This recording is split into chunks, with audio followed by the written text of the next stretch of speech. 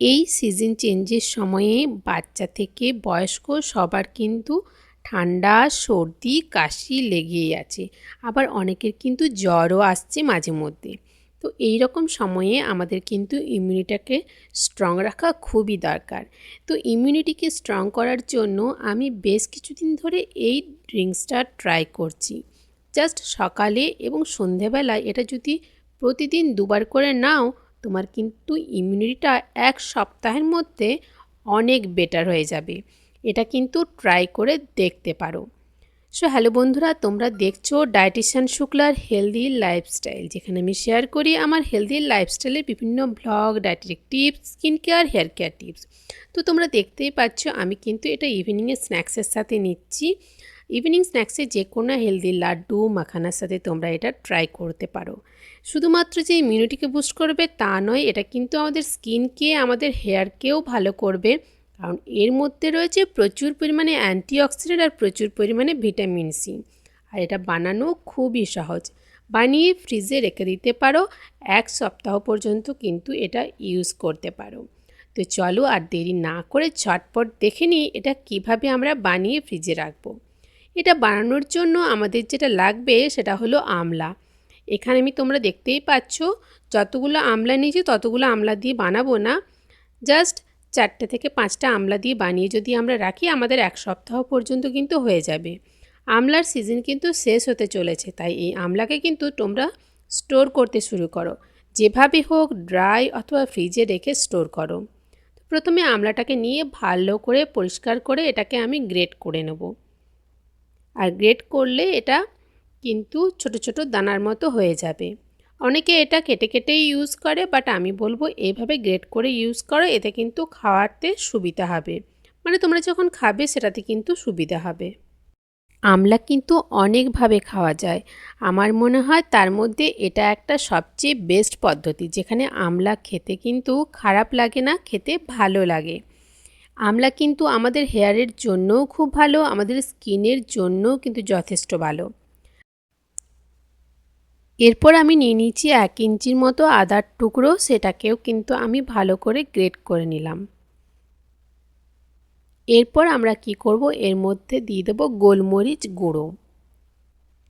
খুব বেশি না, জাস্ট 1 টিস্পুনসের মতো দিলেই, 1 টিস্পুনস থেকে হাফ টিস্পুনসের মতো দিলেই কিন্তু হয়ে যাবে। এভাবে আমলা যদি তোমরা রেখে খাও, তোমরা দেখতে পাবে এক সপ্তাহের মধ্যে তোমাদের ঠান্ডা লাগা, সর্দি অনেক কমে গিয়েছে। বারবার এই যে ঠান্ডা লাগার প্রবণতা, এটা কিন্তু কমে যাবে। তবে এটাকে খেতে হবে 1 মাস পর্যন্ত। 1 সপ্তাহ থেকে তোমরা এফেক্টটা দেখতে পাবে। এরপর ভালো করে এটাকে আমি মিক্স করে নিলাম। মিক্স করার পর এটাকে আমি সেভ করে রাখবো। আর সেভ করার জন্য সব সময় গ্লাসের কন্টেনারই তোমরা ইউজ করবে। গ্লাসের কন্টেনার ছাড়া অন্য কোনো কন্টেনারে কিন্তু একদমই রাখবে না, চেষ্টা করবে গ্লাসের কন্টেনারই রাখতে। এরপর আমি এর মধ্যে মিক্স করে দিলাম মধু। এটা আমি ইউজ করেছি অর্গানিক হানি, যেটা আমার বাড়ির পাশেই একটা মৌচাক থেকে পাওয়া গিয়েছিল। তো সেই জন্য এটা 100% পিওর। অর্গানিক হানি ইউজ করলে কিন্তু রেজাল্টটাও সেই রকমই পাবে, কারণ মার্কেটে এখন অনেক কেমিক্যাল হানি পাওয়া যাচ্ছে, সেগুলো কিন্তু ইউজ না করাই ভালো।